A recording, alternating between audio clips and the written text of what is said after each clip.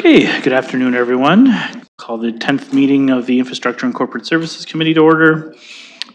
Please check the city website for additional meeting detail information. The City of London is situated on the traditional lands of the Anishinaabe, the Haudenosaunee, the Lenape, Attawandaron. We honor and respect the history, languages, and culture of the diverse Indigenous people who call this territory home. The City of London is currently home to many First Nations, Métis, and Inuit today. As representatives of the people of the City of London, we are grateful to have the opportunity to work and live in this territory. We have Mayor Morgan joining us today, myself, Councillor Stevenson, and online we have Councillor Frank, and Councillor Close just joined us, and visiting councillors we have Councillor Purple and Councillor Trosso. The City of London is committed to making every effort to provide alternate formats and communication supports for meetings upon request. To make a request specific to this meeting, please contact icsc@london.ca or 519-661-2489, extension 2425. Looking for disclosures of pecuniary interest. Okay, not seeing any online. We do have a request for a change of order. Mayor Morgan, you want to move that? Yes, I was hoping we could deal with the in-camera items at the top of the agenda.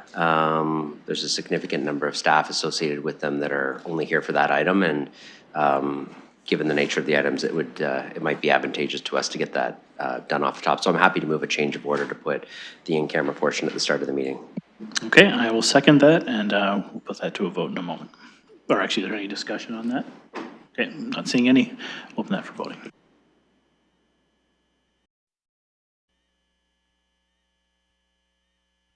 I'm in favor. I'm not logged in yet. Closing the vote, motion carries 5-0. Okay, thank you. We'll just get ready for a closed session.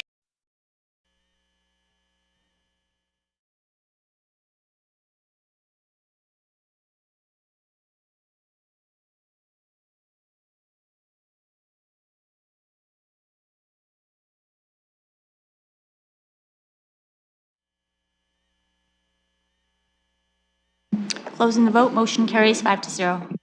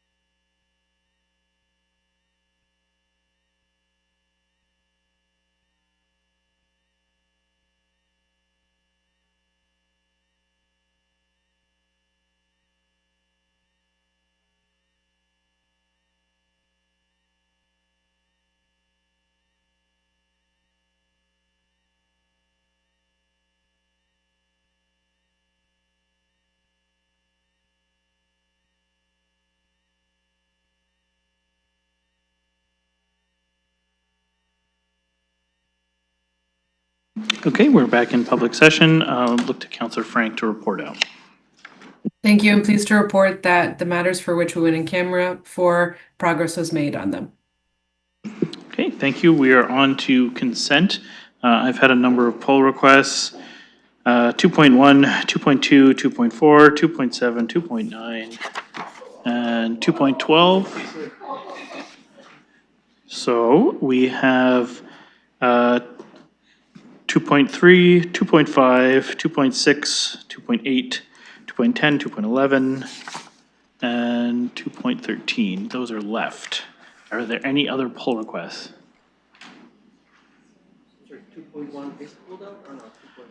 Okay, so the ones that have been polled are 2.1, 2.2, 2.4, 2.7, 2.9, and 2.12.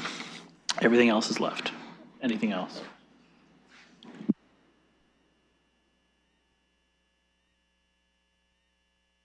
Okay, I'm not seeing any other requests from. Okay, the poll requests are 2.1, 2.2, 2.4, 2.7, 2.9, and 2.12. And everything else is still on the consent item agenda, and I have no other requests unless there are any. Not seeing them online.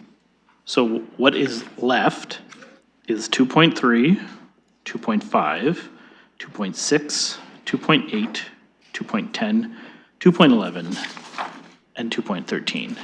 And I would look for a motion for those to be put on the floor.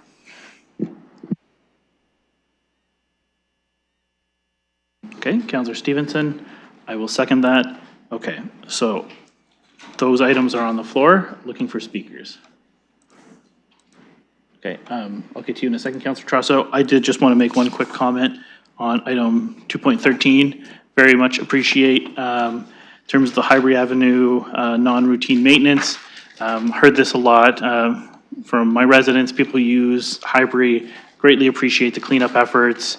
I know we had to pool a lot of staff for the cleanup we just did, but it is very much appreciated. It makes a huge difference. Garbage really does accumulate on that stretch. It is a main gateway to our city, and it's very much appreciated to have those cleanups. And having the additional cleanup, I do think will help because we are just seeing a large volume of garbage. So really appreciate that. Again, thank you again to all staff members who participated in that. And that's my comment on that item. Councillor Stevenson, do you want to speak on the consent item? Go ahead. I did, just on one, 2.8.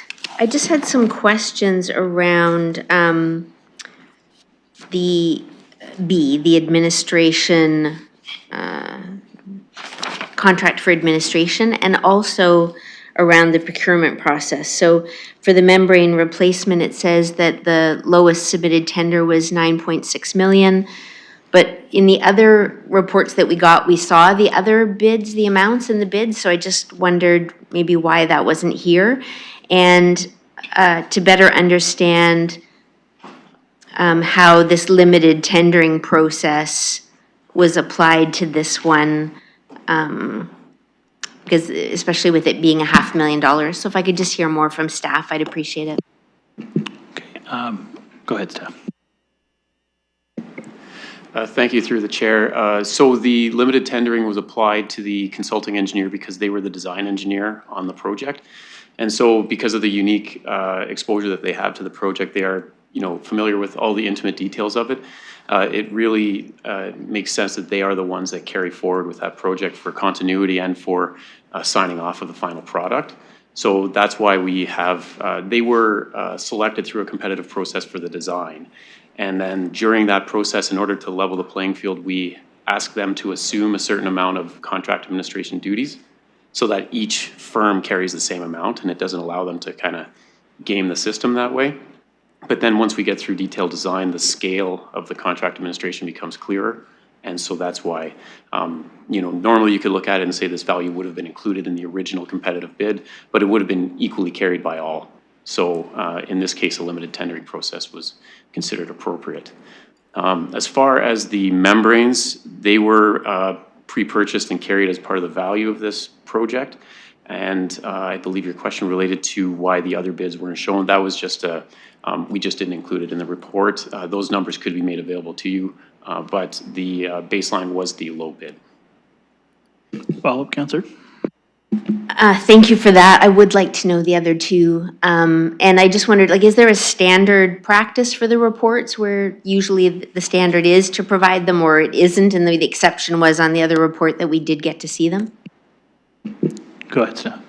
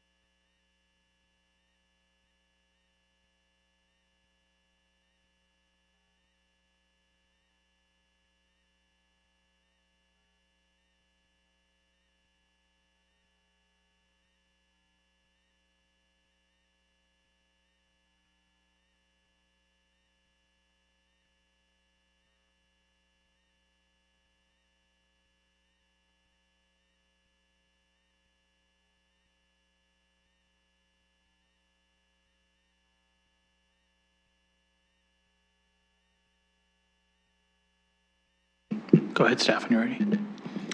Thank you through the chair. Sorry, we just had to consult to make sure the answer was consistent, but essentially that information is available on bids and tenders once the award is actually made. So it is publicly available. I don't believe it's typically in all of our reports. We tend to show it for some of the larger ones typically, but it's not a consistent standard that every single procurement report, we list all the bidders, given that it is the chosen proponent typically that the lowest, unless there was an irregularity that something else would prevail, we would always be going with the lowest price. So there isn't a standard consistent for every single contract award, but on the bigger ones, we tend to show it. So hopefully that answers your question.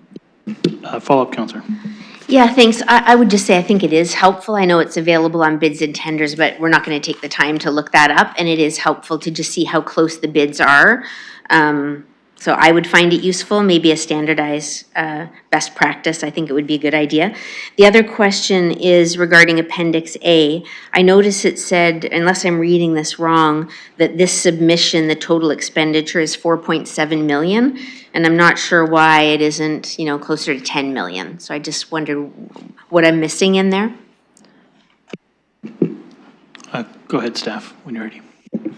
Thank you, and through you. That actually, so the value of the contract that was shown there, we pre-purchased, we did a separate competitive process to buy the equipment, the membrane equipment, and it actually is a bigger part of the tender value than the construction work itself.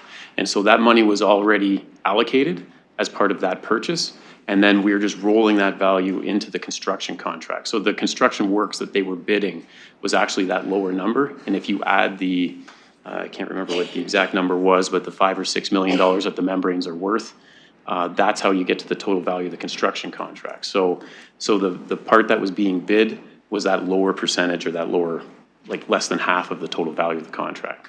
And the reason we do that is that we wanted to make sure we had control over the purchase of the equipment because it's so unique and so integral to the design. And then once we had that established, we want to make sure that it's included in the value of the contract so that all the insurance and bonding and all those other things cover off on that value of the equipment, which that purchase process is novated to the general contractor. Okay, follow-up, Counselor. Yeah, thank you. It's just that it says in here that the lowest submitted tender at the total cost of 9.599 million. And then because it's over 6 million, it's coming to us for approval, and yet it says this submission, the total expenditure is 4.7 million. So I'm just not understanding, like, because you'd think if it was 4.7 in this submission, it wouldn't even hit the 6 million. Go ahead, staff. Thank you, and through you. Yes, so it's just that because of us wanting to make sure that the insurance and bonding and all those other aspects of the contract considered the value of the equipment, the pre-purchased equipment. We included that in the total value of the contract that was to be awarded. But really, the $5+ million that was related to the purchase of the membrane equipment was not part of the works that they tendered. So since we already committed that funding under the existing capital budgets, we only are showing the additional whatever million dollars related to the installation. So that, I think, in terms of the Appendix A, the source is only looking for that additional funding that wasn't already dedicated to the membranes. So we issued a purchase order to the company to start the delivery of that equipment, and so that money was already committed, and so the only additional money that was required to be found as part of the source was the money to cover off the installation. So you're correct. Normally, if we hadn't rolled the value of the membrane equipment into the construction contract, you wouldn't be seeing this report because the total value of it would have only been whatever million. Follow-up, Counselor? Yeah, thank you. I guess my comment would just be if it needs to come to council for approval, I need more information in the report to understand it. You know what I mean? Like, it would be helpful to have a calculation that shows the expenditure that misses, and maybe I'm missing it.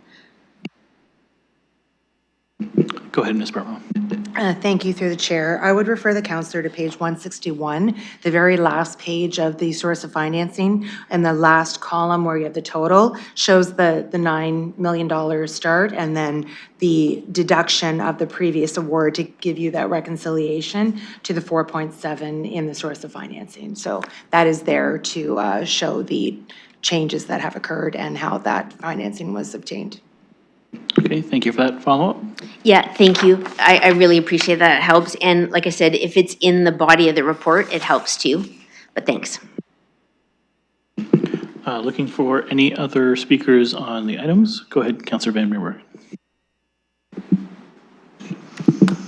Yes, thank you, Chair. I wanted to follow up basically on that 2.8. In the report, it talks about in 2008 with the membrane bioreactor technology. Was that it seems to me at the time that we talked about it, that was the first time London was connecting with this type of technology. Is that the case? Go ahead, Steph. Thanks, and through the chair, yes, this was, at the time, it was actually unique across Canada, one of the first membrane biofiltration or ultrafiltration projects that for wastewater applications. So it very much was at the cutting edge back then. And through the works and working with the manufacturer, we actually got quite an extended life, even better than they had hoped. So it's really, truly a success story for us. And going forward, we're hoping to build on that with the new version of the same technology. Follow-up, Councillor? Yeah, for some reason, anything to do with biosolids, it just sticks in my brain. I just, so I remember that clearly. And I also remember that it had the capacity, this technology, and obviously it improves over time, this technology to forestall the creation of new sewage treatment plants. Is that a fair statement? Go ahead, Steph. Through you, yes, correct. It's actually, it was very effective for Oxford because we had limited space within which to build new tanks to expand the capacity. And so this technology is one of many that are available, but a cutting edge technology that allows us to get more capacity out of the existing tankage. So instead of building or expanding plants, we can just intensify the treatment within those tanks and still accommodate growth and flow increases with climate change. Go ahead, Councillor. So the technology has more than proven itself, and in a very real way is a cost saver for taxpayers. Is that too a fair statement? Go ahead, Steph. Yes, through you, yes. This is, now we're at a position where by adopting that new advanced technology, we can simply do a life cycle replacement. And using the incremental improvements in technology that happen over time, now the next version that's going in, we can actually get even more capacity out of those existing tanks. And so that's going to be instrumental in taking some of the development pressure off of Oxford for growth in the Northwest. Follow? That's great. Thank you very much. Okay, looking for any other speakers? Go ahead, Councillor Trosser. Thank you very much. Keeping in mind that I'm not in a position to vote or make amendments, I would like to ask a few questions about 2.5, annual update on Canada Life Place. I'm recalling that these improvements were done in two stages, phase one, which came through a committee, and phase two, which came through the multi-year budget. Would it be possible to get some fuller detail about the funds that were expended to date on both phase one and phase two, with as much detail as possible? Because this report seems to be mostly about all of the events that have taken place in the facility, which is great. But I'm looking for more information about the expenses that have been incurred to date and those that are still to be undertaken. Okay, who wants to take Canada Life Place question?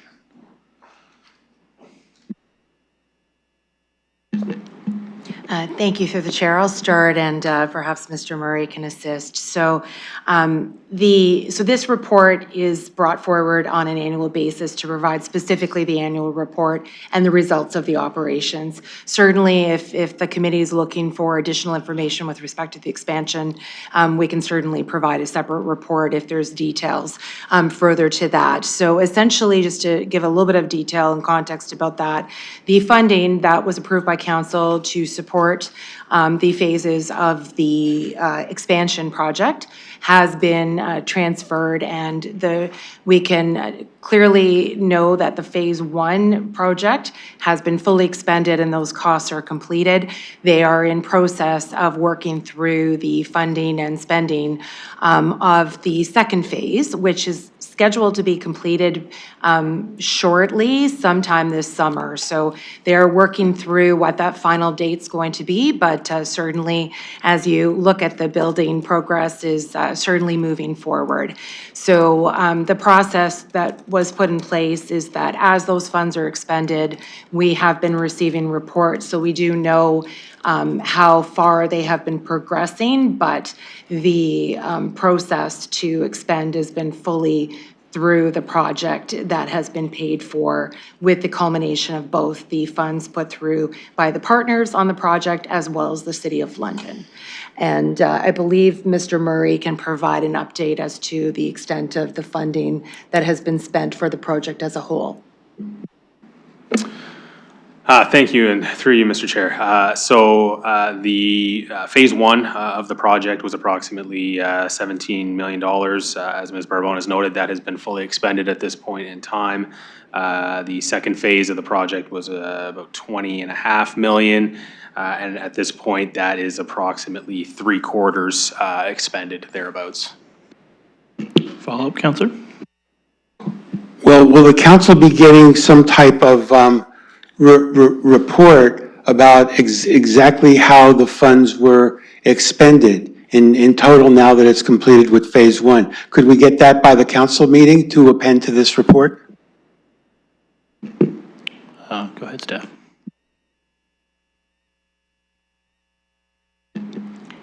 Through the chair. Through the chair, if I can perhaps get clarity on what exactly the councillor is looking for. Is it what Mr. Murray had just said in terms of the percentage and the costs that have been paid to date? There are costs that are still continuing, obviously, so this would only be at a point in time. Okay, point of clarification. Go ahead, Councillor. Yeah, certainly, I'll clarify it. I don't see anything in the report in front of us that deals with it. We just received an oral report at a very summary level, and I would like to see a more detailed listing of the funds that have been expended on the completed phase one, And since it's already completed, presumably that would not be a burden to give to us. And I'd like to see that at the council meeting if possible. It may be a little bit more complex with respect to Phase 2, since some of those are still being undertaken, but I'd like to see that as well. I believe that this council should be getting some level of reporting about the funds that have been expended. While this was not money that went on the levy, it still was in large part taxpayer money through different funds. Okay, I'll give staff a moment before they comment.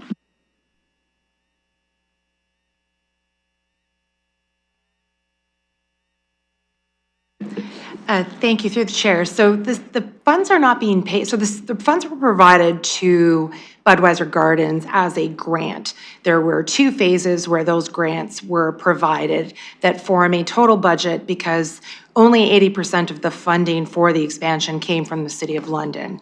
So if the councillor is looking for a detailed accounting of the full construction costs, that is not something that City of London has. We have been apprised by Bud Gardens as the construction phases have occurred as to the level of spending and where they're at in terms of monitoring the city's investment. However, we do not have a detailed accounting of where all those funds were spent and for what purposes, given that the project was not put on by the City of London. It was a contribution to a broader grant and capital project that was completed on behalf of Bud Gardens. Through the chair, if it was a grant, wouldn't we still nonetheless get a report about how the grantee expended the funds that they received through a grant? Just a reminder, Councillor, to wait for me before you speak again, but I'll leave that to staff. Go ahead. Thank you, through the chair. So as the project is not completed yet, and it's still, that's something that would fully be done at the fund and once the final expenses have been brought in. So doing that now, certainly as we're in the midst of the project and the project isn't completed, we do not have fully. We know at what percentage completion they are at and the funds that have been paid so far, but we do not have a full accounting of various line items. I can tell you that the fund was fully expended for the Phase 1, but that is part of a broader project where Phase 1 and Phase 2 were done concurrently. So until the project is completed, we will not have more detailed information other than what has been spent at a point in time to be able to provide. Again, through the chair, if Phase 1 is complete, I'm still not clear why that information could not be given to us with respect to Phase 1. I believe staff have already tried to address that, but if they don't want to comment further, go ahead.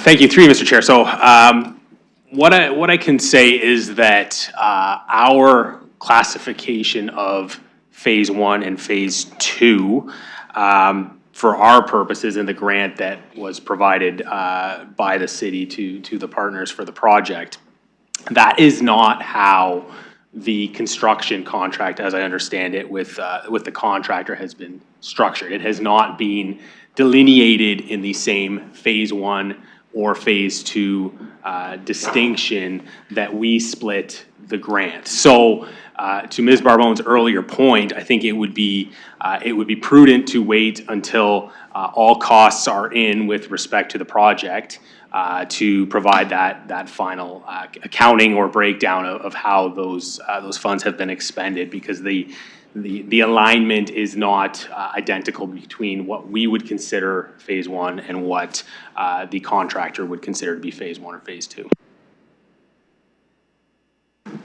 Well, Okay, and Councillor, just being advised for the clerk that, at a later date, you could bring a letter to committee if you want those, but as staff have indicated, it would probably have to be when the project's complete to get that full breakdown.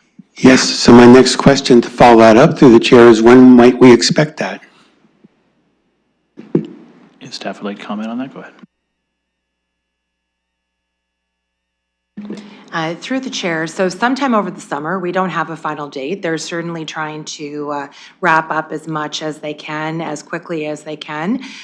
Certainly, the intent is to have it fully completed and finalized in time for the September opening, but they're trying to get a substantial completion date from the contractor as they're pushing to get the final elements done.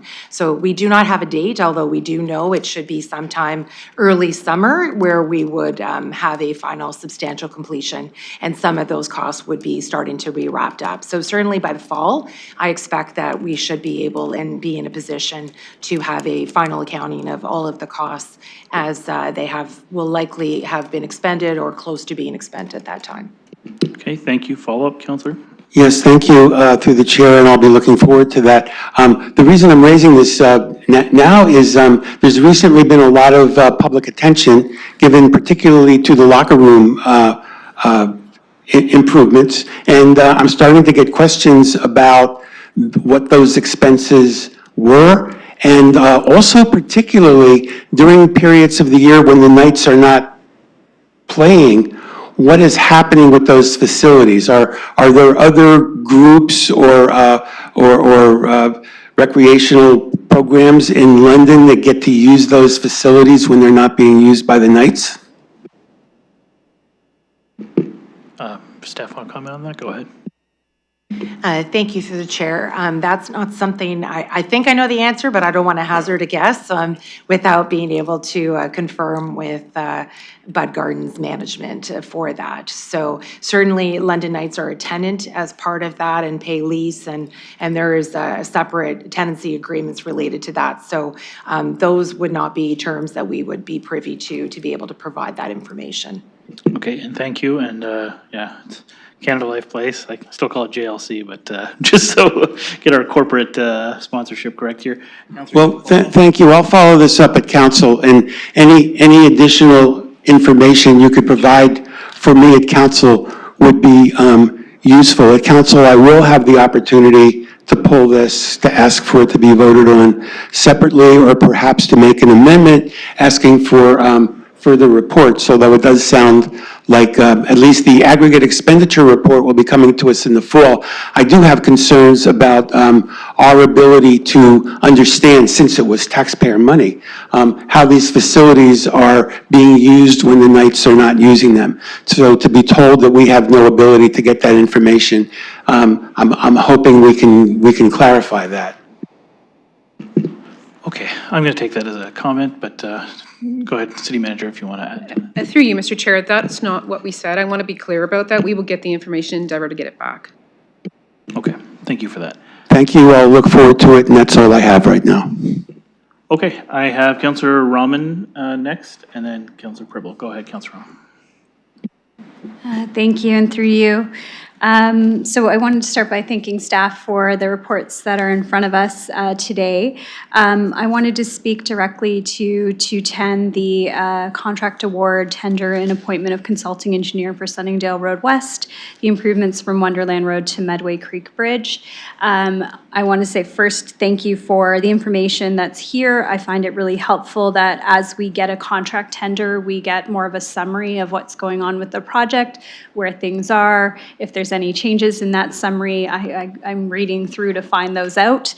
One thing that I'm struggling with, though, as we're moving through these projects is around the communication side with our construction right now. I think there's a bit of confusion out there sometimes when something is a developer-led construction component of a project versus when it is a construction that the city's undertaking. And sometimes that confusion also lies with the fact that they're the same contractor for different sections of the same project. So I'm wondering if maybe we can have a bit more dialogue at this committee or elsewhere around how we can improve that communication. Lately, I will tell you, with one specific contractor named here, They've had private work that's been going on in the exact same stretch of area. And so I will get all of a sudden a surge of calls from residents because of a road closure, for instance. And I'm spending half of a morning tracking down information on why the road is closed to find out it's private developer work, not associated with this work, not associated with the contract, but it's also not sometimes on Renew London, which is also really challenging. So I'm wondering how we might be able to work through some of those challenges. Okay, staff want to comment? Go ahead. Thank you, Mr. Chair. We are always looking to find ways to improve our construction communications, and certainly emergency repairs and private development construction are part of that discussion.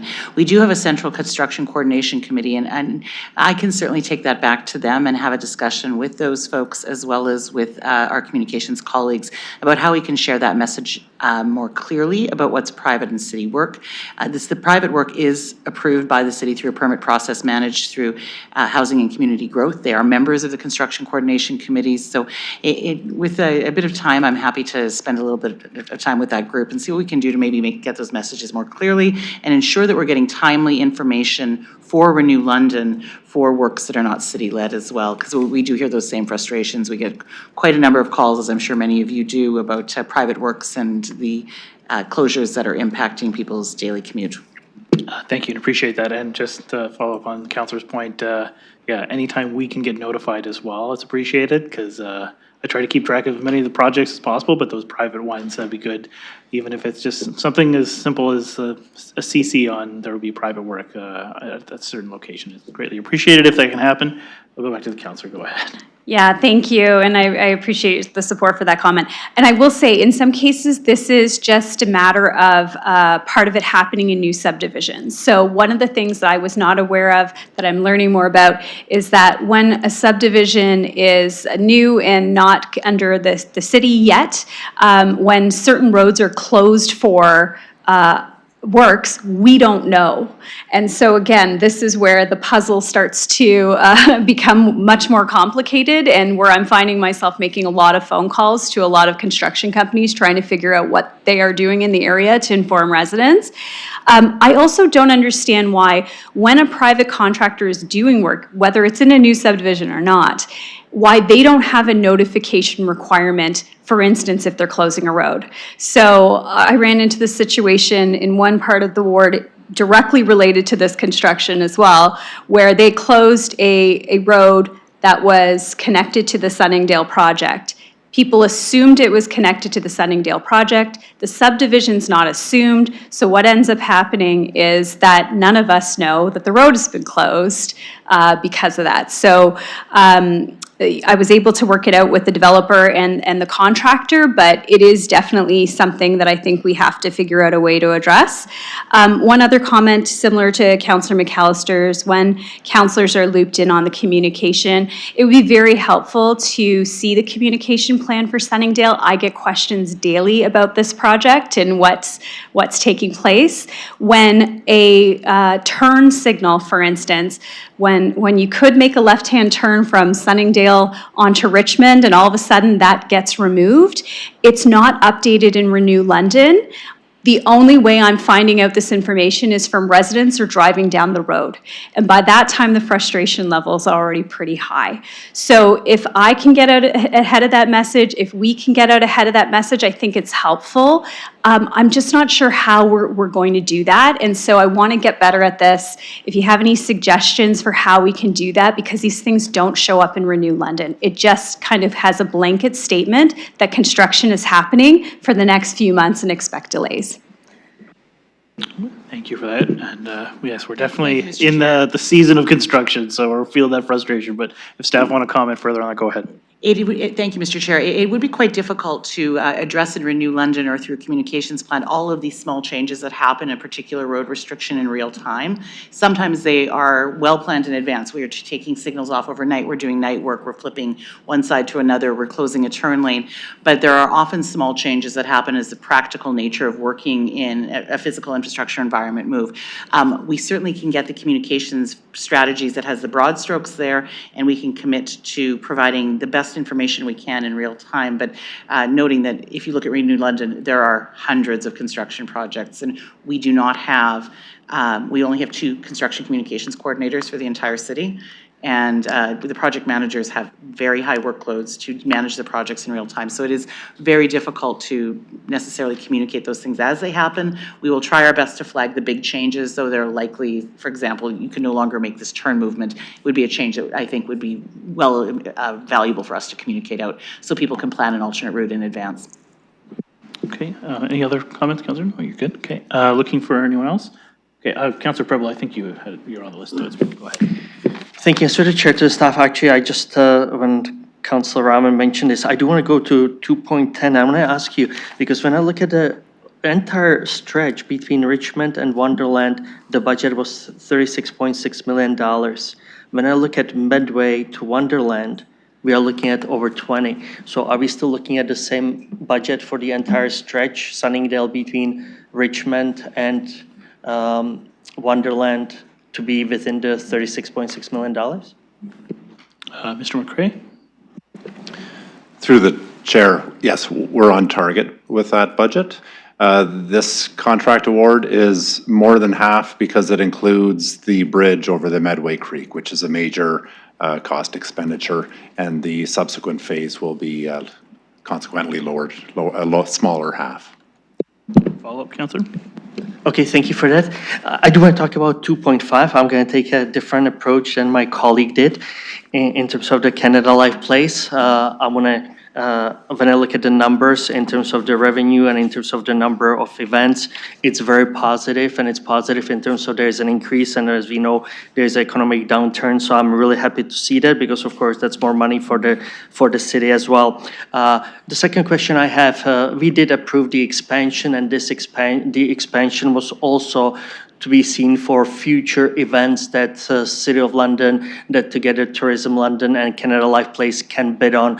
Is there any information that you can provide, and I'm not talking specific dates, specific organizations, that we were able to tap into and potentially have incremental revenue with different events based on the expansion? Go ahead, staff.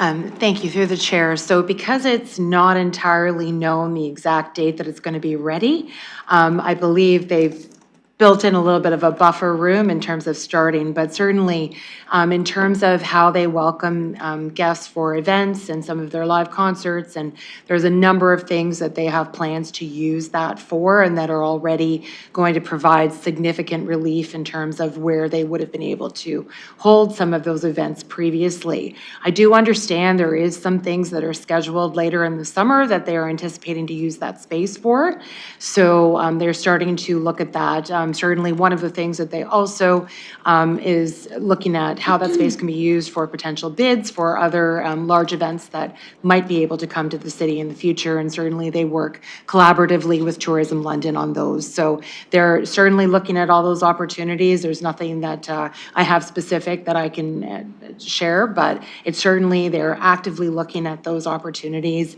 and looking at how that space can be used, and have a number of things that are planned into the fall that they're planning to use that space for, that has brought significant ability to attract new artists and support the artists that are already booked there. Follow-up, Councillor? Thank you for that. Do we have any information in terms of their forecast for this year, if it's about the same, slightly better, slightly worse than last year? Okay, somebody has a comparator, go ahead.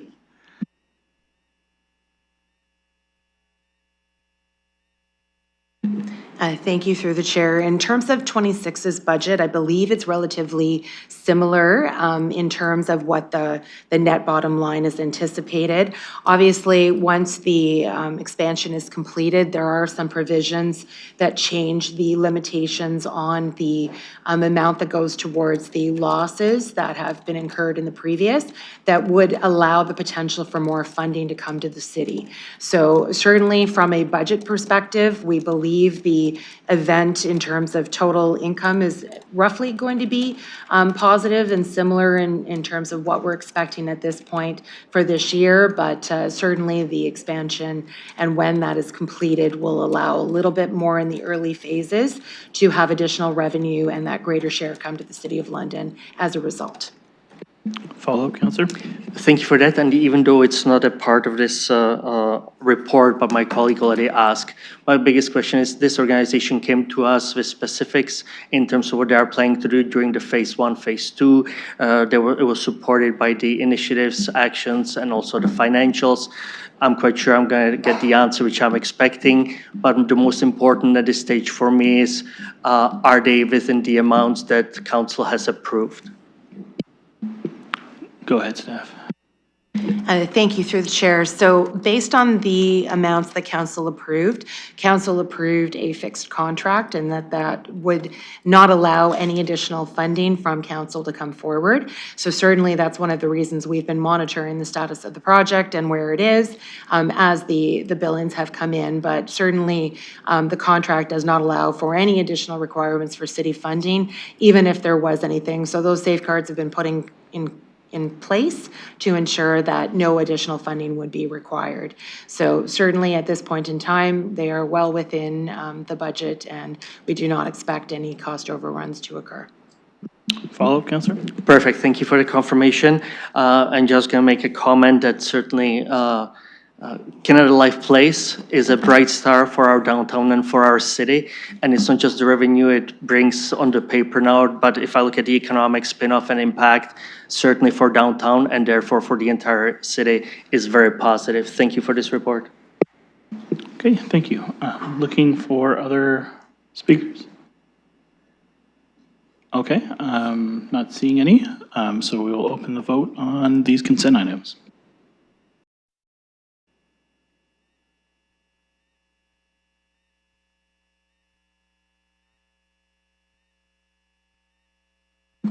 Closing the vote, motion carries 5-0.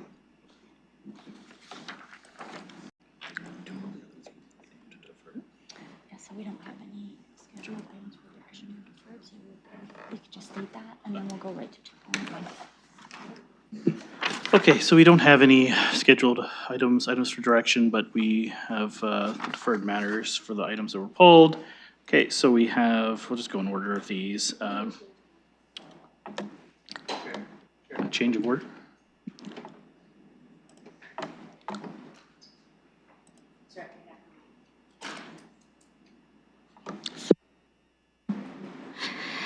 Thanks. There's been a request to do 2.7 first, if possible.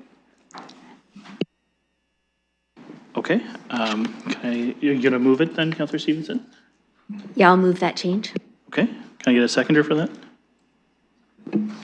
I'll second it, Chair, to hear it on the floor and hear the arguments. Thank you. Okay, so that is being put forward. We just putting it in the system and then we'll vote on that. That's to move up 2.7.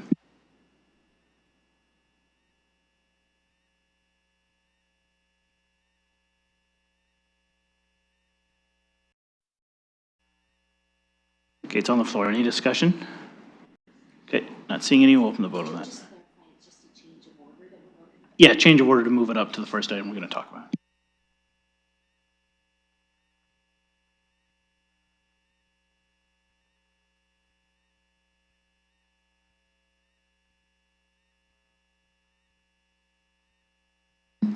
Councillor Pelosa? Sorry, I was the chair had asked for comment. I just didn't understand why we're doing a change of order on this one, but I see the vote's open, so I'll just vote accordingly.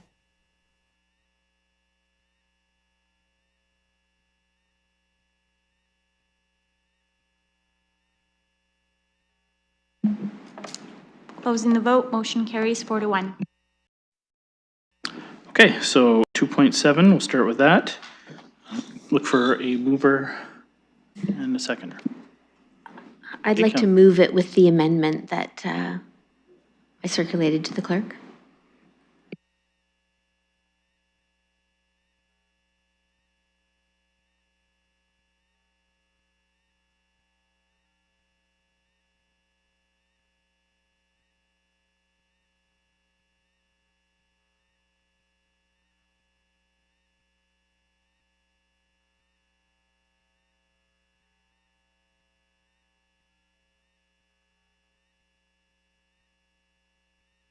So we have to deal with the amendment separately because it would contradict the motion. So Pardon?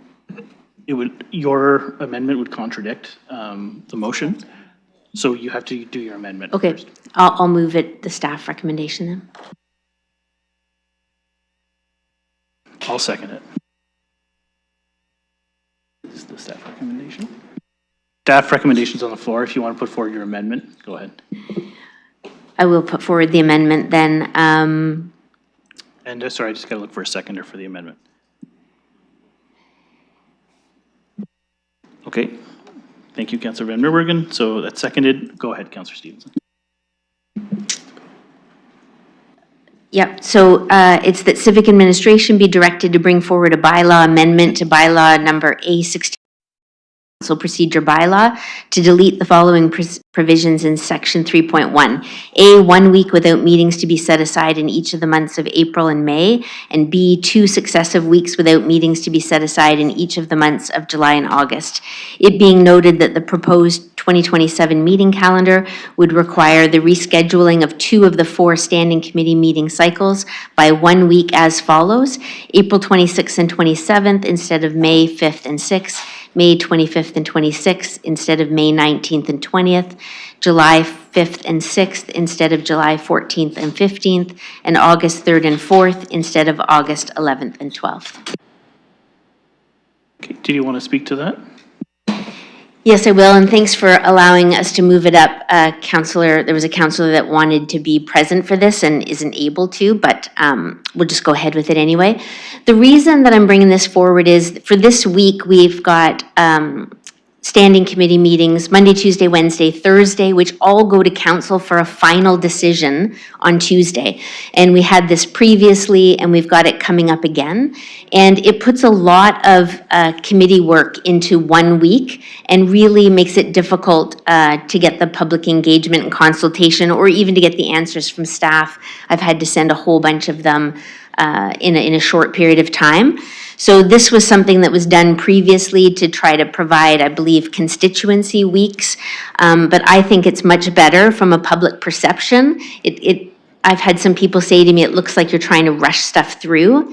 And then there's also the workload on council and staff. So I would just like it to be consistent throughout the year, where we'd have 2 committee meetings each week, followed by a council meeting in the 3rd week. I think that would be much better for all of those reasons that I stated, and I'm hoping to have committee support. Okay, looking for other speakers.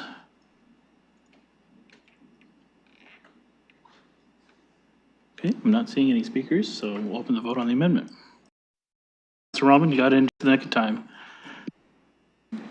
Thank you, and through you. So I'm not a voting member of this committee, so I can't vote on the amendment, but I would like to just, if possible, I understand that staff will do whatever the decision that's made and the outcome after council on this matter.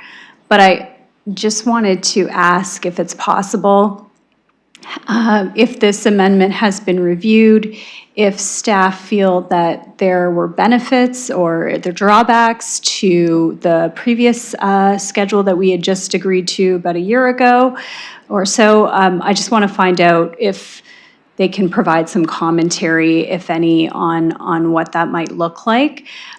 Because part of the reason why we also considered this change was around having not just constituency weeks, but also in terms of some of the timing for staff and others. So I just want to see if they can provide any feedback. Okay, does City Manager want to take a crack at that? Go ahead. I'm happy to. Thank you. Through you. I think when for the 2026 calendar, we provided it. We did receive feedback. There was a recommendation brought forward through a committee to change the 26 calendar to this mechanism. So with the constituency weeks, we implemented that council's direction because it was approved by council. We've brought the next calendar back with the same tenets, the same principles. If there's a desire to go back to the way you were before, we're happy to do that.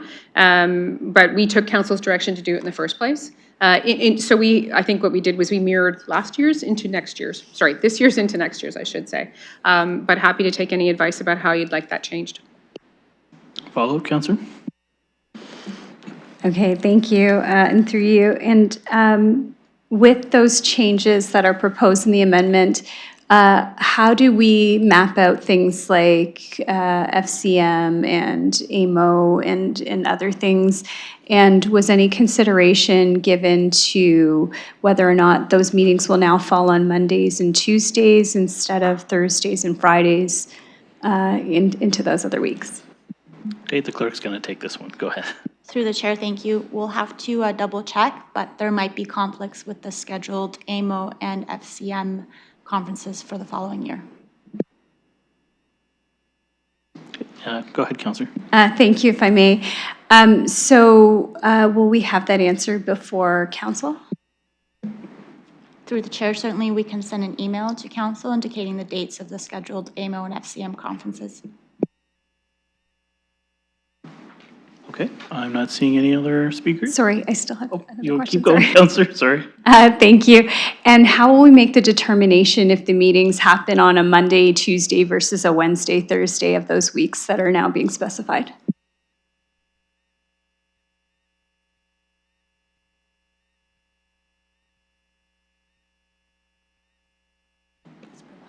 Is it because the conflicts with the holidays that you're also concerned about, or? Sorry, go ahead. Claire. Thank you. It's just sometimes when we're planning for these types of meetings, we're planning council and standing committee meetings based on our schedule, but we also have agencies, boards, and commissions that are planning around us and have their calendars somewhat set as well. So I'm just trying to find a way so that we don't run into, and I know some of my colleagues have had this and I've had this problem too, where we have conflicting meetings at different times scheduled from agencies, boards, and commissions, of which we also have to consider in our schedules. Through the chair, we don't have authority to direct when agencies, boards, and commissions schedule their meetings. We certainly provide them the schedule for the following year so they can take that into consideration. But other than that, that's all we do. But I think your question was more in terms of ensuring they don't fall on Wednesdays and Thursdays? Thank you, through you. Yes, so in the revised calendar that's in front of us right now, we have meetings going for Wednesdays and Thursdays as well.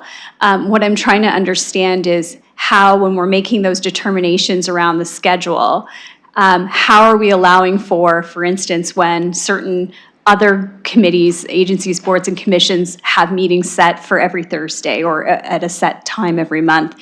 I'm just wanting to make sure that we're able to check those kinds of overlaps as we make these decisions.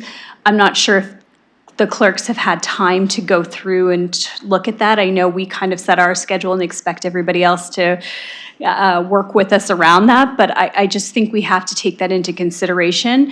Typically, and before this term of council, our meeting schedule is completely different. And now we've made our agencies, boards, and commissions kind of work around these new complexities of our schedule. So it is something we need to consider.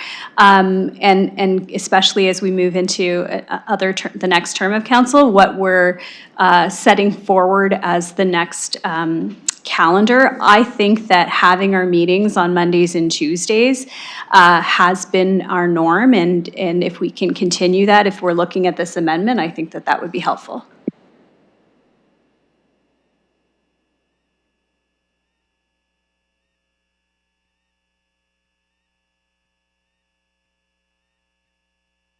Yeah, Counselor, just to your point, I think we'd have to have a further amendment in terms of ensuring that the meetings have to be scheduled on Monday and Tuesday, just because right now it's more in terms of the week count and just recognizing we got some holidays in there too, so that presents its own challenge through the summer.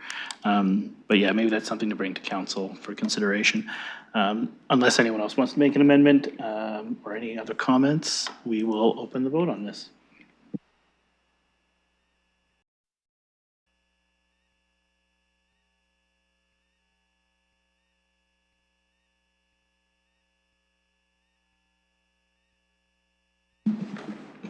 Closing the vote, motion fails 1-4. Okay, we are now back onto the schedule we had before in terms of going in order. Oh, yes, sorry, we have to, yes, sorry, now we're back on the staff recommendation for 2.7. So any comments on this? Sorry, we're still on 2.7, we just have to vote on the actual staff recommendation. Okay, yeah, this is the main motion. Any comments, questions? Okay, not seeing them, we'll open the vote on this one.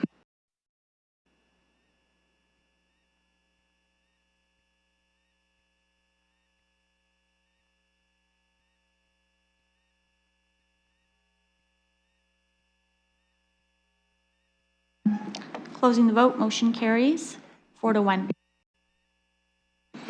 Okay, so now we're back on to the regular schedule. This is 2.1. This is 2026 reserve and reserve fund monitoring and housekeeping report. Looking for mover and seconder for motion.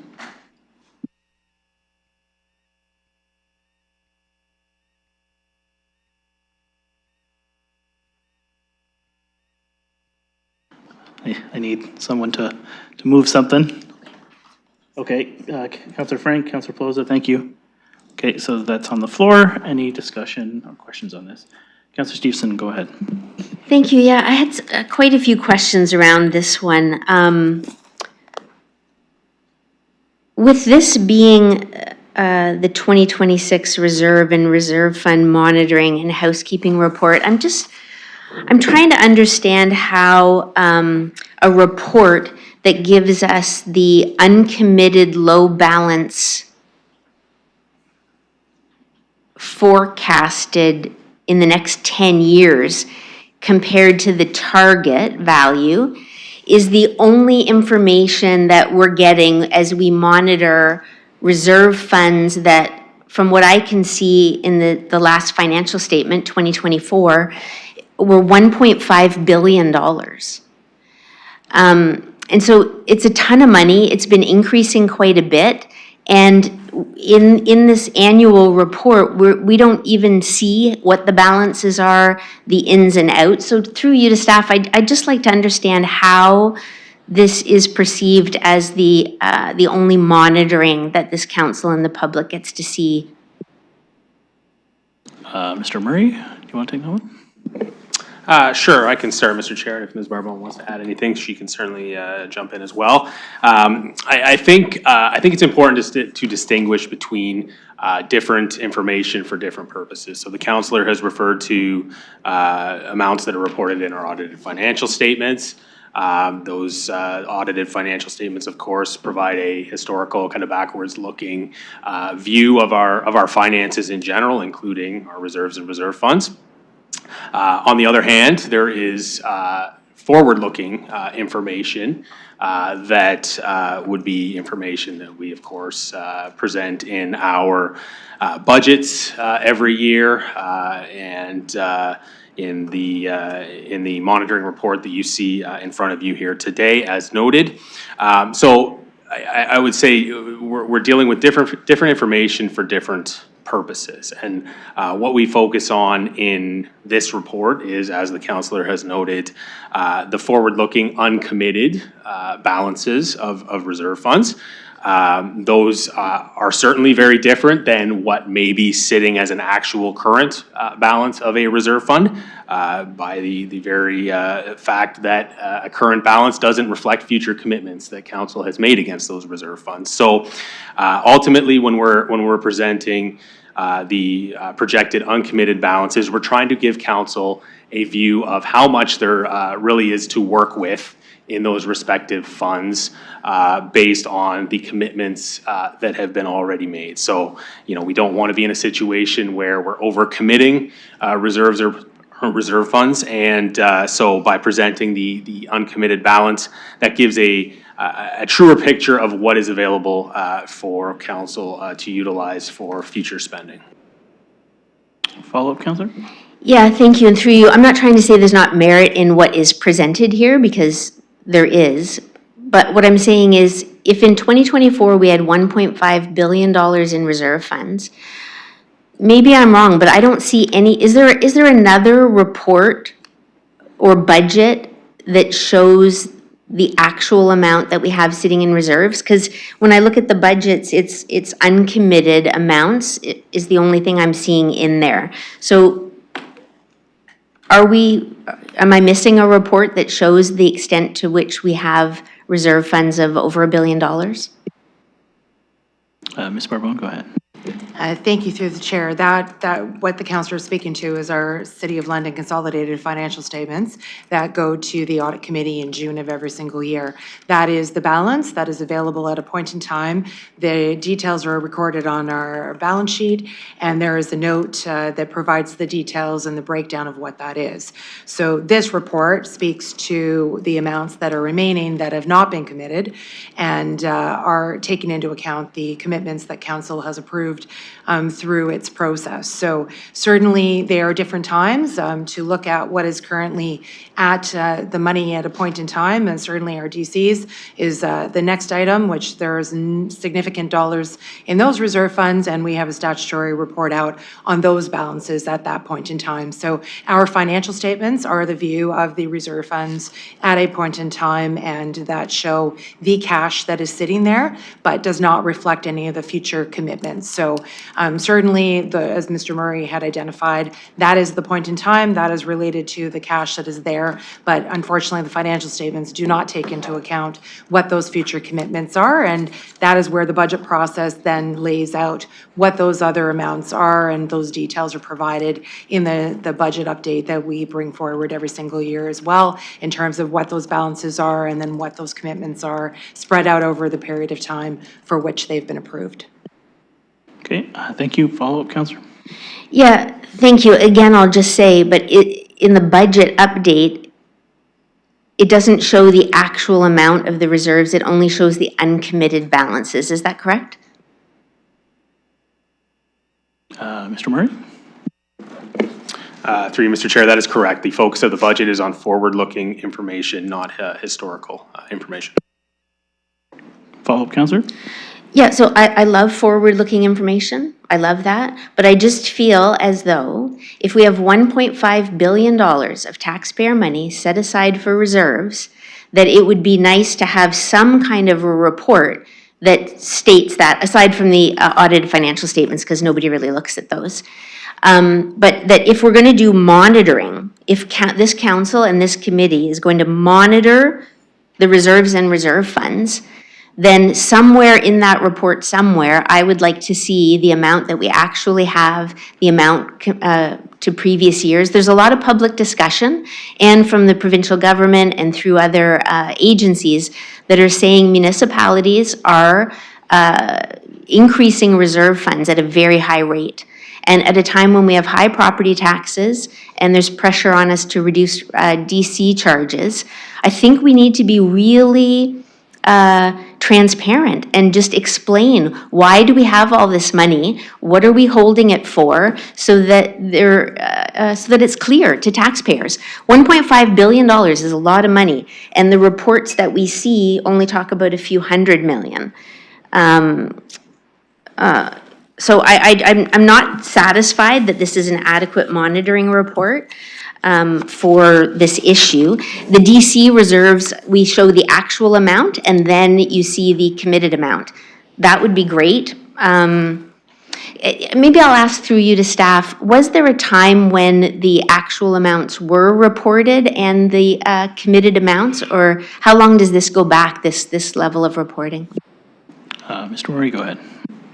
Thank you. Through you, Mr. Chair. This is a relatively new report, so this has only been introduced in the last, I believe, 3 years or so, I want to say, approximately. So this is certainly not a long-standing historical report where we've provided this annual monitoring in this form. So that there was no different version that existed previously.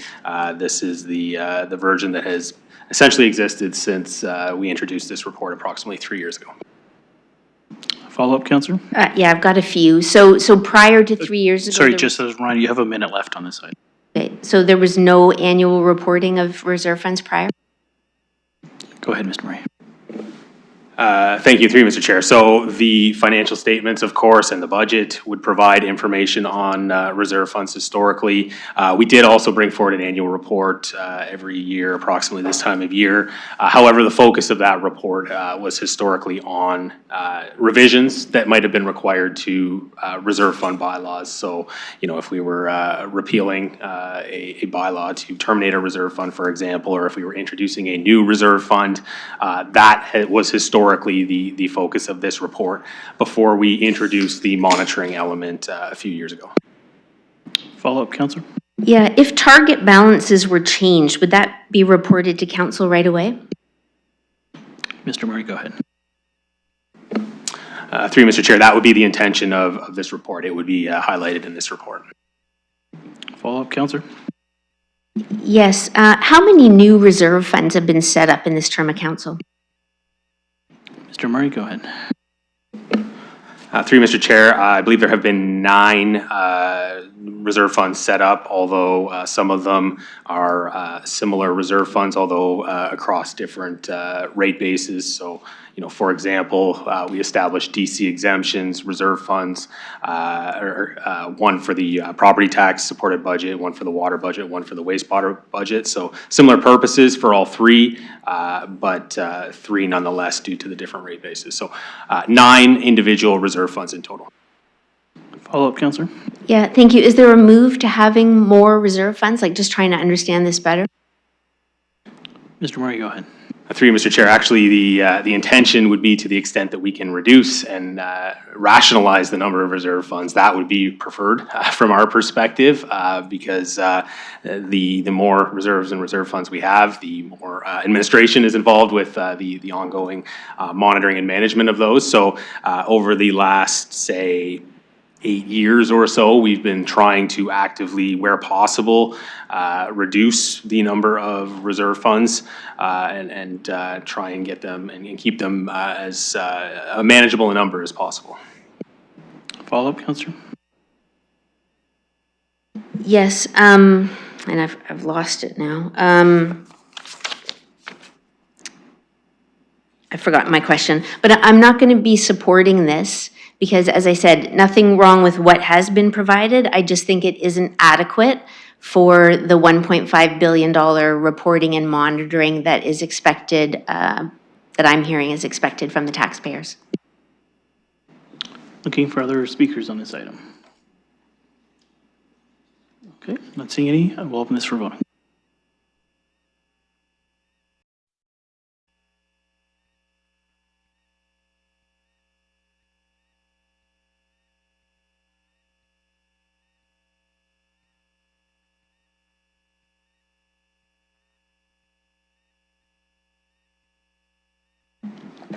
Closing the vote, motion carries 4-1. Okay, we are on 2.2. This is the 2025 Annual Report on Development Charges Reserve Funds. Looking for a mover and seconder. Motion. Councillor Frank, and I'll second it. Okay, that is on the floor. Go ahead, Councillor Stevenson. Thank you. Yeah, on page 40 in under 1.5, it talks about previous iterations of this report included commentary of the DC revenues and expenditures for the year. This will instead be included in the growth management implementation strategy plan to be brought forward to committee in June. And I just wanted through you to staff if they could just explain that change. Go ahead, Mr. Murray. Sure, through you, Mr. Chair. Yeah, absolutely. So the intention is to provide that commentary as part of the GMIS report. Our intention with this change is really to align that detailed information on actual revenue and expenditure developments in the DC world with the decision making that will then be required or associated with that information in terms of implications on growth related projects. Having that all in one spot as council is making those decisions around project timing for growth-related projects. We feel that that will be helpful information to have all in one place as part of that report. So the intention would be then that this report is effectively what it reverts back to effectively what it had been historically, which is simply providing the legislative reporting requirements that we need to provide annually under the DC Act. Follow-up, Councillor? Yeah, thank you. On that same page, it talks about the decision to discontinue the interim borrowing charge on the DC reserve funds. And I just wondered if, through you to staff, if you could explain the impact that that's going to have going forward on the tax levy? Go ahead, Ms. Murray.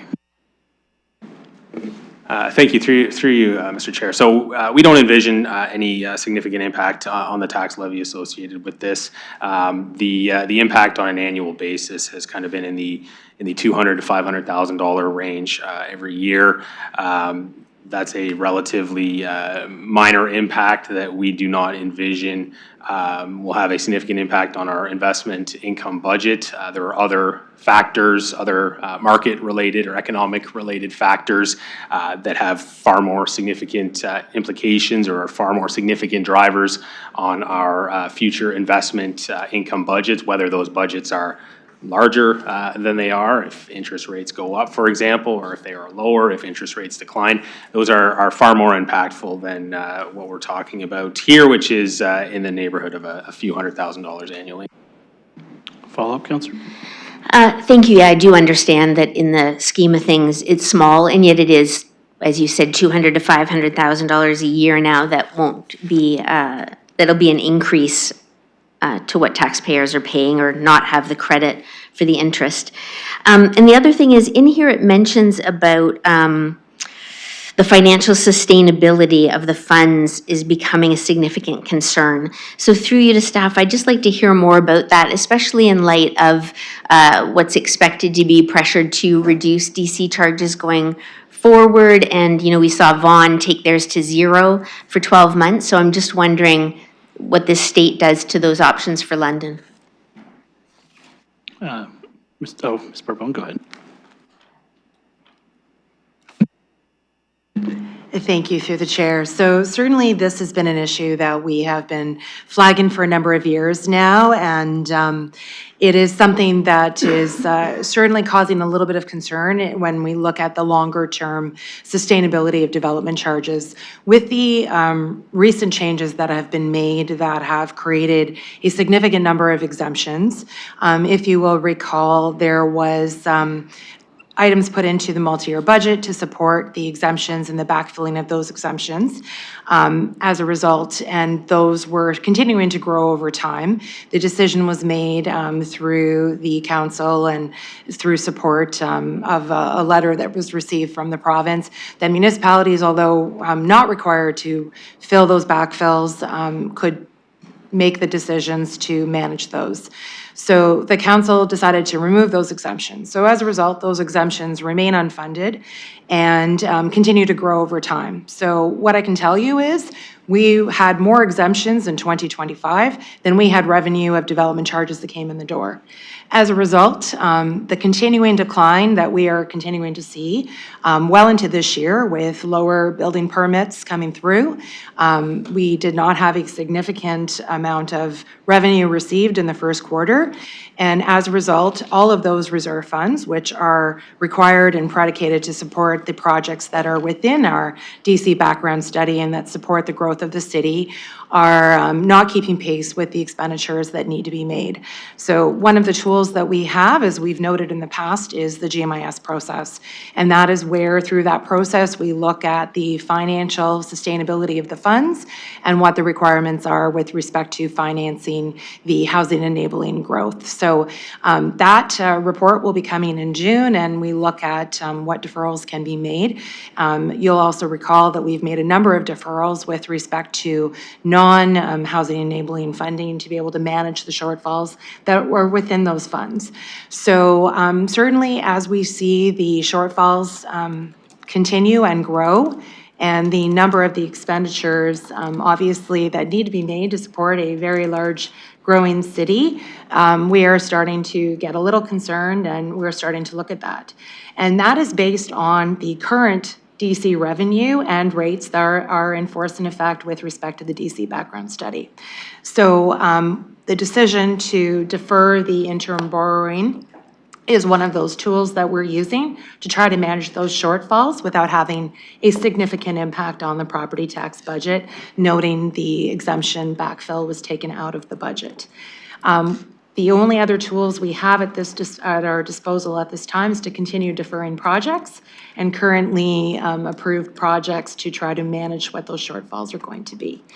That is something that as we continue and look at the new DC background study and all of the master plans that have been approved by this council, certainly as we work through that process, that there may need to be some choices in the future as to what will be able to be done within the funding that will be provided within the DC background study. So we're undertaking that work currently now. The DC background study will come forward in 2027. So there's certainly some things that we're paying attention to and starting to look at much closer. But this is an interim step that we're trying to manage it until the next DC background study is completed. But the pressure to reduce DCs further will have a significant detrimental impact on the ability to continue with the growth that we currently have, given the state of the revenue and that is coming in at this time.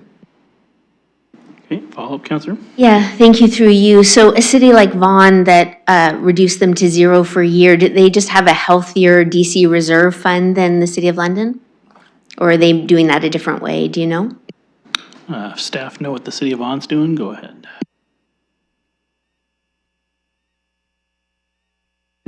Thank you through the chair. I can't speak specifically to City of Vaughan, but certainly when we look at the DCs at the City of London in comparison to other cities of similar size, City of London's DCs are considerably lower than especially the cities anywhere near and around the GTA.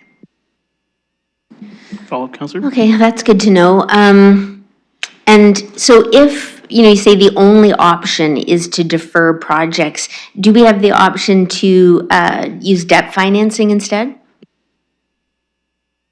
Ms. Barbone, go ahead. Thank you through the chair. That is currently something that we do quite regularly. You'll note if you look at the details, there are many projects that are primarily debt funded.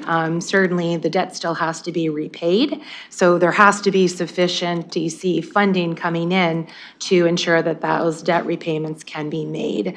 Obviously, when there's debt financing, there is a cost of capital that is also part of that. So it is a little bit more expensive as you spread it out over time. So it is something that is taken into account. Certainly, we would never want to move to a fully debt financed model, so that we try to use as much balance between all of those based on the funding that is available related to the timing and the scope and scale of the projects. Follow-up, Councillor? Yeah, thanks. Just my last question then is about the reporting, because it does show the actual, I'm assuming these are the actual balances in the DC reserves and then the amounts that are committed. So I just wondered why the presentation is different than for the reserve funds. Go ahead, Ms. Barbone. Thank you. This is a legislative report that is required through the Development Charges Act. These are very specific in terms of the DC background study, and the Development Charges Act has extreme number of requirements that are need to be upheld. So this is posted publicly, it is communicated and provided to the ministry as well, and there are a number of constituents across, including all the development community, that actively uses this information through the ongoing discussions and monitoring at a community-wide level. Follow-up, Councillor? No, that's all, thanks. Okay, looking to other committee members for visiting councillors. Not seeing them. Go ahead, Councillor Purple. Thank you, through the chair, to the staff, and I had kind of a similar question in terms of this. So the report, because first when I read it, I was missing the DC's monitoring, and then in 1.5 I heard it's going to be GMIS. I just want to verify that in the GMIS we will receive the same information, same figures, same graphs, revenue analysis, projected versus actual, consolidated CSRFs, debt payments to the DC ref analysis, because these reports or what I saw last year were really truly beneficial, and I just hope that the same information is going to be in the GMIS next month. Through the chair. Go ahead, Steph. Through the chair, that's a great question there. Yeah, what we're looking at doing is we've evaluated what's historically been presented in terms of our DC monitoring. We call them the DC levers. So you got your lever being the revenue element, the expense element, and the reserve fund side. We are in the midst of, again, just trying to identify exactly what the reporting is going to be, but it's going to be very similar. I can't use the words identical, but it's going to contain a lot of the really useful, relevant information for the public and council to be able to assess the overall health of the DCs. Follow-up, Councilor? Okay, so thank you for that. So I certainly hope it's going to be improved, that it's going to be even better. But I just want to let you know that certainly the report from last year was really beneficial, certainly to me, with both understanding and visualizing the situation we are in. So I hope you keep it that, because again, those graphs and figures, they truly help tremendously, much easier than just writing, and we can identify the issues much easier. So thank you for that, and I hope you will consider my comments. Thank you. And then based on the last comment, so last fall we had $140 million. So the expectation in June that this number is going to be even larger. Is that correct? Go ahead. Sorry, can I just get reference to the 114 million? Point of clarification, Councilor? It was in last year's report. I don't have it in front of me, but it says that the DC shortfalls now are at $114 million. That was last year's report. Yeah, thank you for the chair. Thank you to the chair there. Yeah, what's happening is that we've had now essentially 4 consecutive years of net loss on the revenue side. When you look at the actual budget relative to the revenue coming in, last year in particular, 2025, you're going to be seeing in the next report, it's very significant. So we're going to be identifying that cumulative loss growing. In terms of continuing to present that number, we're looking at modifying the presentation of that information because the numbers is becoming very, very large, and we are implementing various levers to mitigate that, again, through GMIS project timing adjustments, as well as through the annual budgeting process where we're looking at our network need capital projects and adjusting those timings as well. But yes, the bottom line is the gap is growing in terms of that cumulative loss, and that would be much greater than the 114 that was presented last year.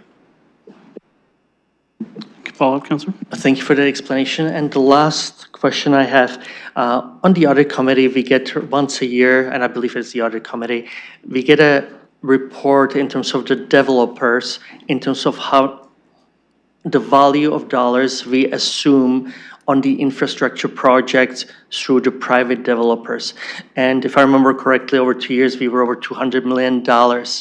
How is that now, let's say, in terms of how do we calculate with this, with the DCs? Because yes, DCs, we stop charging for certain things, again, not just by us, it comes from the province. But on the other hand, we assume certain projects, as I said, over $200 million. How is this looked at in terms of offsetting potentially these amounts? Because I would imagine if the developer would not do it, we would end up doing it. Go ahead, Steph. Yeah, through the chair, thank you much for through the question there. What we're talking about is local service costs. When we look at specifically our development charges background study bylaw, we have certain costs that are defined as local service. Those are going to be costs that are essentially the responsibility of the developer, and that are typically going to be paid for by the developer and not on the back of the development charge rate. But you're right, if we changed our policy framework and included more costs that were not, reduced elements and policy elements that were taken out of the local policy, they would then form part of the development charges and the rate would effectively go up.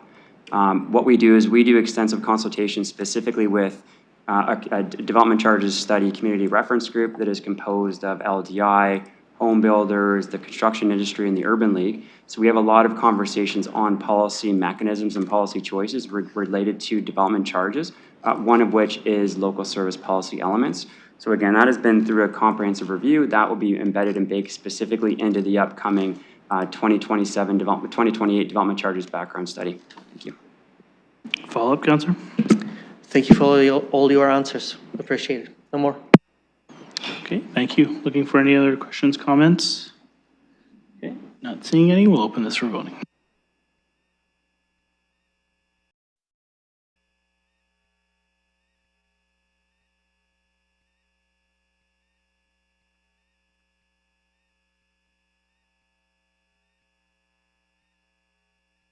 Closing the vote, motion carries 5-0.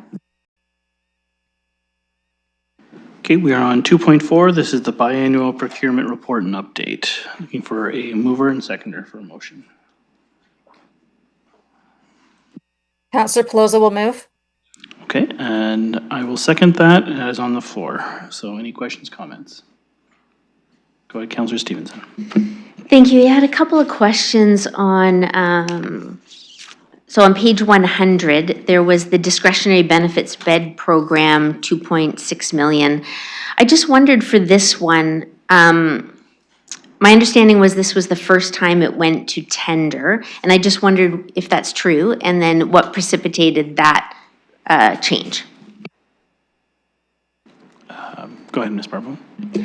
Thank you through the chair. So certainly this was, previously it was a small dollar value so it was not, there was a contractual obligation in place, but it was for less than, it was at an upset value of $50,000. So with the requirements of the program that have changed, the value of the program went up significantly, which is why it met the threshold to go forward for a tender. So based on the council policy and the amount that went forward for the tender process and was done through procurement for the first time, given the value increase as a result of the program need. Follow-up, Councillor? Yeah, just trying to, so the program went from 50,000 to 2.5 million? Ms. Barbone, go ahead. Thank you. This is through the provincial discretionary benefits program. So that program is legislated and run through Ontario Works. So the program has gone through a number of changes since 2018 when this was last gone forward initially. Follow-up, Councillor? Okay, thanks. Yeah, as I know we had a local nonprofit that lost that bid by just a little bit, so I just wanted to know a little bit more about it. It went to a Toronto company, I believe. And then there's a design and implementation of a new online public engagement platform for the City of London for $250,000. I just wondered if I could hear more about that. Maybe there was a staff report for that. Who gets that one? Go ahead. Ms. Dangerspear. Thank you. As part of our processes, through you, Mr. Chair, as part of our processes, we are moving forward to ensure that we increase the engagement that we do across all platforms. And so we have implemented a plan to put a new process in place. We've moved forward on that, but I'm happy to get more information in response to any councillor questions on this one. And I'm sorry I don't have it with me today. A follow-up, Councillor? Yeah, no worries. So there was no staff report for that? Like council was not aware of whatever that change is that's happening? Go ahead. Through you, Chair, I believe there was information. I do not know if the Director of Communications is on currently, but we'll get the information to you, Councillor, for sure. Okay? She is on. Go ahead. Thank you, and through you, Chair. So this was, there was no report on a committee or council agenda on this. However, it was an RFP that went out for a change in the platform that we're using for public engagement. That platform went live at the very end of 2025, so it's now been in place for 5 months. And we did a competitive procurement. And I'm sorry, I didn't hear the amount that you mentioned, but the cost came to about $40,000. Follow-up, Councillor? No, I'll follow up on that offline, but I've got another one, and it's under the emergency procurement. So for the trailer rentals for the micro-modular shelter, it says that emergency procurement required to support the urgent operationalization of the micro-modular shelter program. So when we talk about emergency procurement, are we saying that in us approving that micro shelter, we created an emergency that allowed the procurement to be done that way? I was just surprised to see that something that we operationalized fell under emergency procurement rather than just go through the normal procurement channels. Okay, go ahead, staff.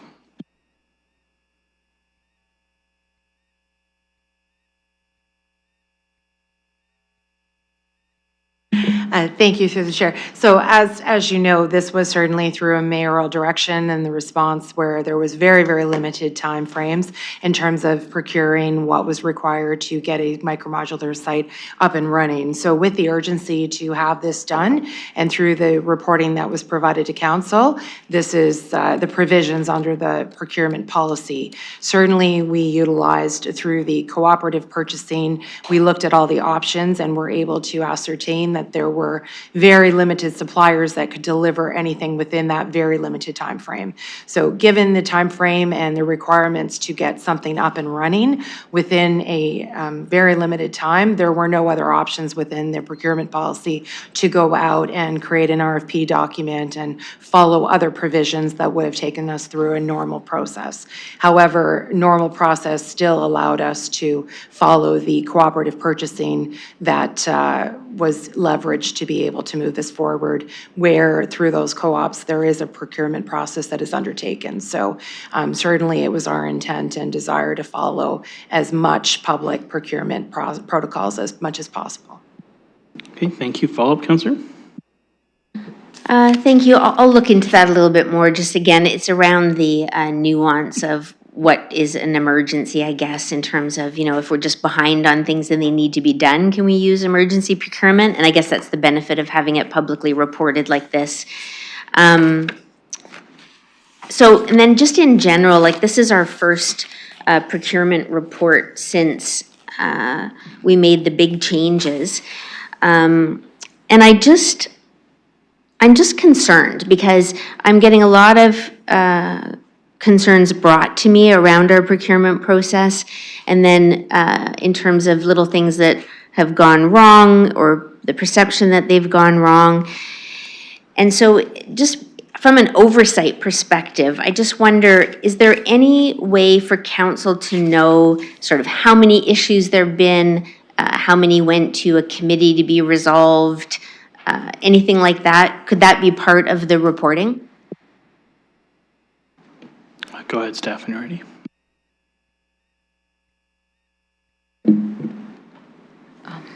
Thank you, through the chair. When we'll bring back the annual reporting as per section 35, we will have more wholesome data to provide, which will include your non-compliances, which will also include sustainable procurement initiatives. So right now we are in the middle, after stabilizing, we are in the middle. We are putting those controls so that we can have more wholesome reporting done once we complete 1 year mark with the updated procurement policy. Thank you. Follow-up, Councillor?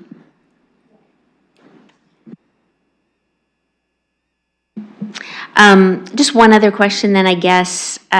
Any comment from staff around the issues that were raised through the audit committee? There were, I believe, several key things that were noted as a concern around our vendor programs, and I know we didn't fund them through the budget. So any comments from the staff regarding how these procurement report updates will help council adequately provide oversight over an issue where issues were raised? Go ahead, Mr. Collins. Through the chair to committee, consistent with what Ms. Aurora indicated earlier about the annual review, outlined in section 35.2 of our policy, we speak to a summary of vendor performance evaluations and resulting actions if applicable as part of the procurement of goods and services policy that was approved by council based on the resources and capacity that procurement has. We have embedded some of the insights gleaned from the internal audit report that was provided to us to fold in some of those concepts to the degree that we can support and manage based on our existing resources.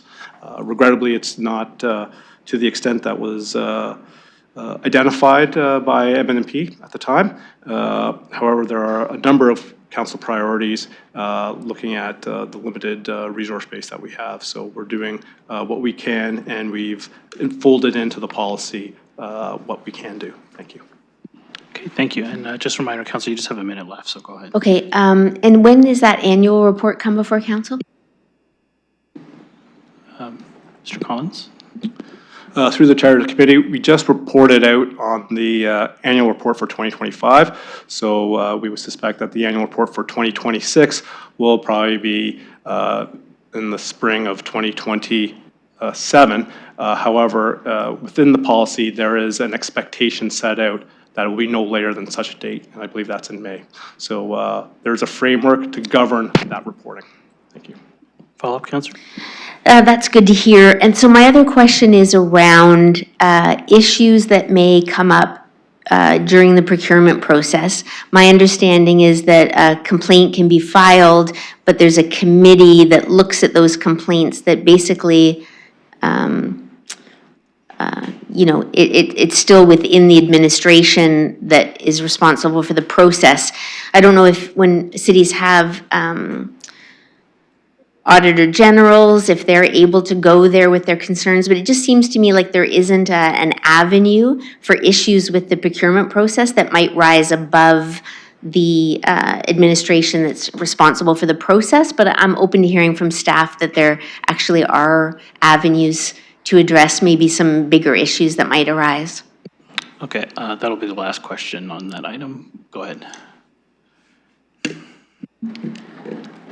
Thank you through the chair. Yes, the supplier dispute committee is in place. Whatever process is laid out as per the procurement and goods and services policy, the supplier dispute committee follow that. In terms of reporting, all the disputes do not come to, are not part of the annual report as well as biannual report. But in terms of how many disputes have been received, what were the decisions, that aggregate value can be provided to council if that is required. Thank you. Okay, looking for other questions, comments. Okay, not seeing any, we'll open that for voting.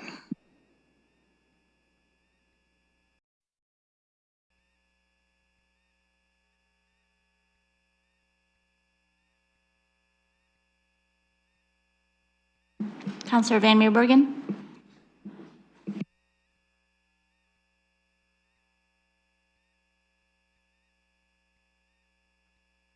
Closing the vote, motion carries 4-1. Okay, we are on item 2.9, the contract award, tender RFT, appointment of consulting engineer, Bowler Road Water Main and Cycling Improvement Project. Councillor Pelosi will move. Okay, I'll second that. That's on the floor. Any questions, comments? Councillor Stevenson, go ahead. Yeah, my question is regarding the low bid is significantly lower than the other three.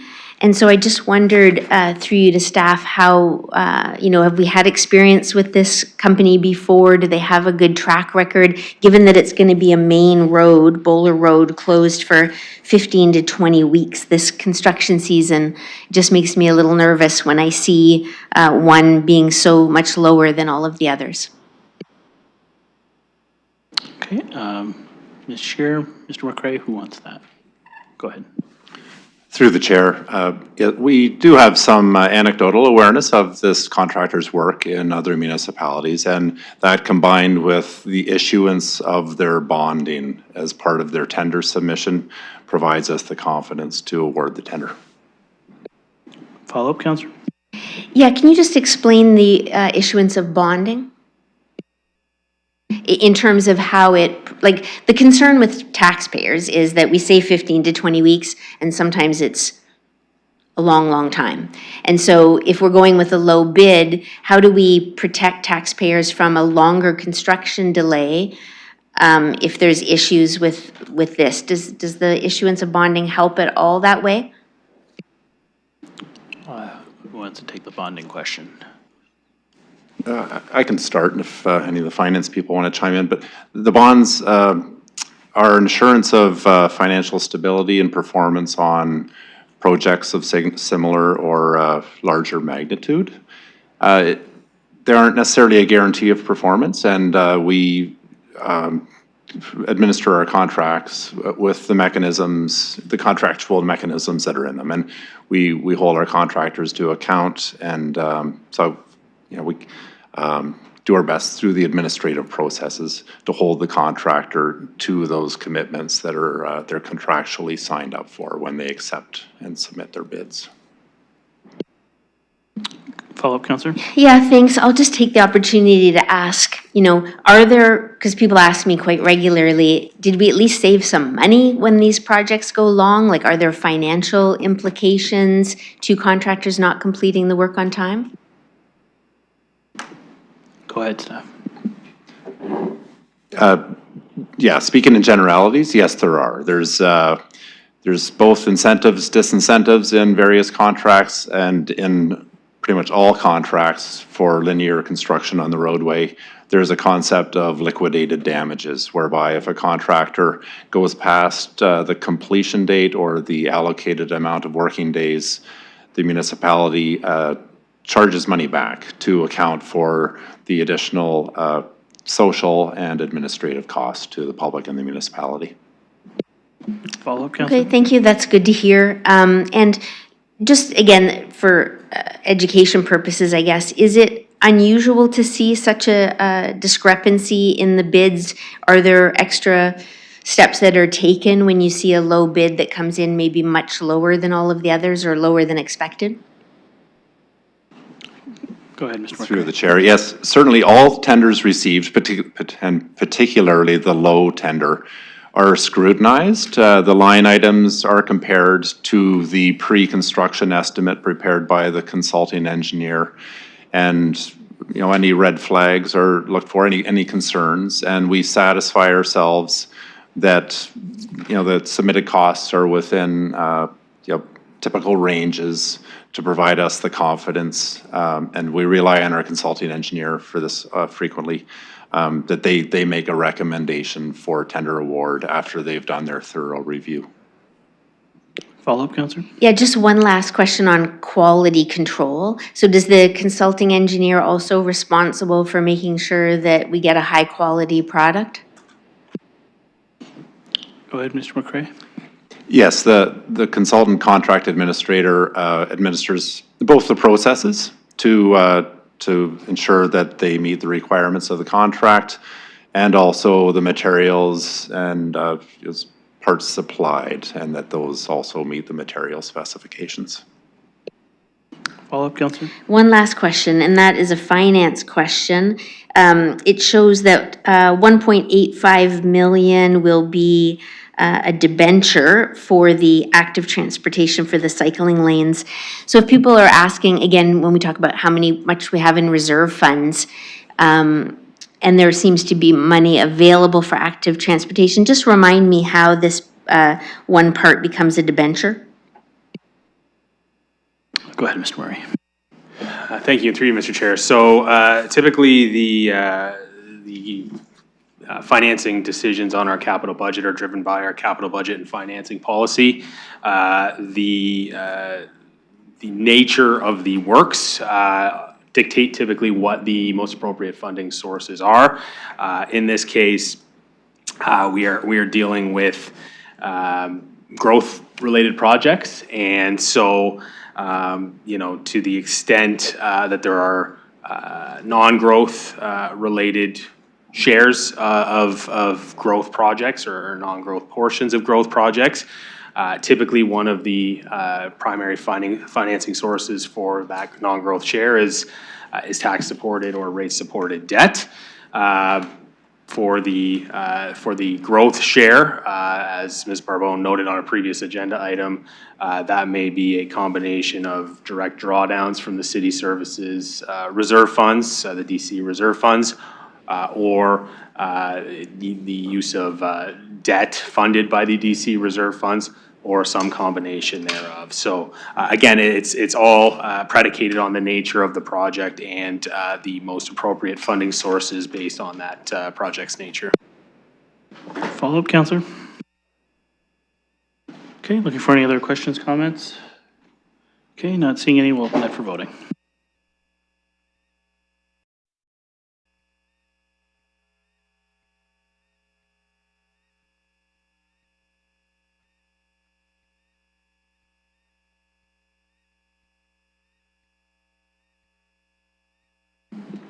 Closing the vote, motion carries 5-0. Okay, we are on 2.12. This is the appointment of consulting engineer Sunningdale Road West, improvements from Hyde Park to Jordan Boulevard. Looking for a mover and a seconder for a motion. Counselor Pelosi will move her second.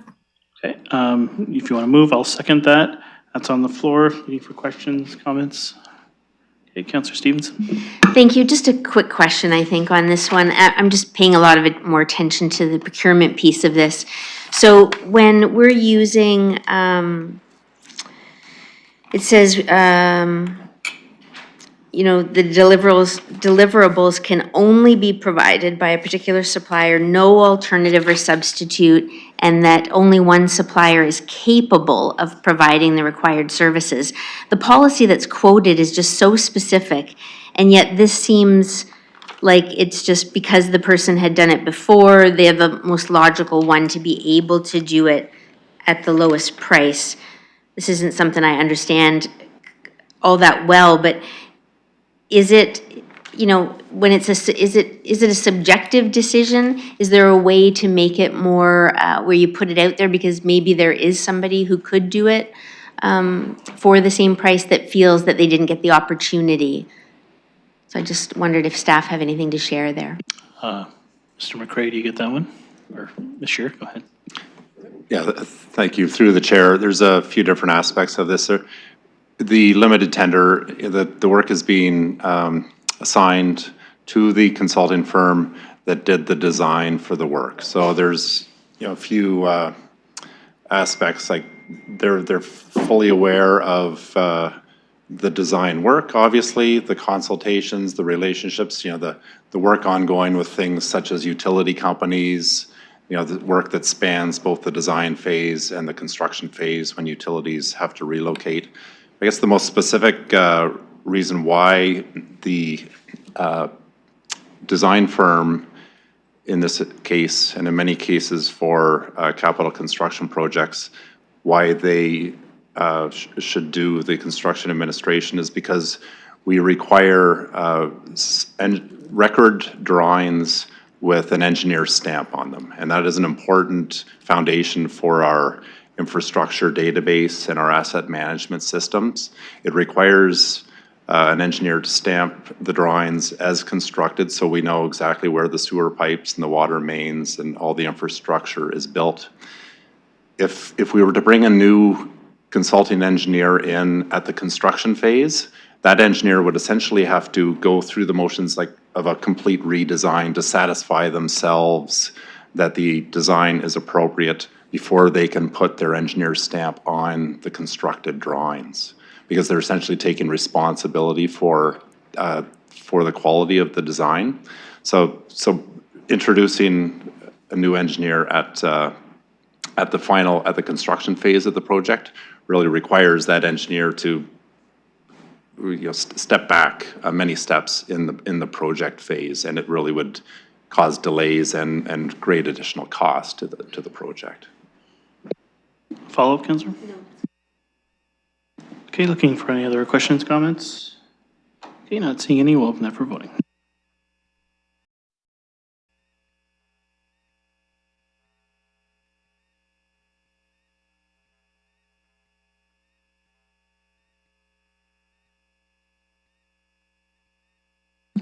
Closing the vote, motion carries 5-0.